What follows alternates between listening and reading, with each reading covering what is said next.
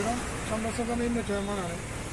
ഇന്ന് ചുരത്തിൽ രാവിലെ തന്നെ കളക്ടർ, SP, ബന്ധപ്പെട്ട ഉദ്യോഗസ്ഥന്മാരെല്ലാവരും ഉണ്ടായിരുന്നു.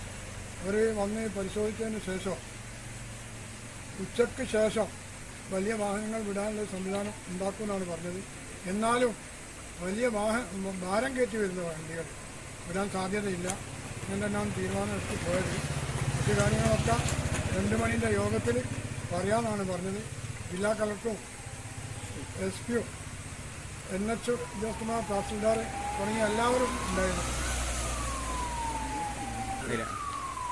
ഇപ്പോൾ ചുരത്തിൽ വീണ്ടും മഴ തുടങ്ങാനുള്ള സാധ്യതയാണ്. മഴ കനക്കുകയാണെങ്കിൽ ഈ സംവിധാനങ്ങളൊന്നും, ഇപ്പം നടക്കുന്ന സംവിധാനങ്ങളൊന്നും നടക്കൂല എന്നാണ് പറഞ്ഞത്.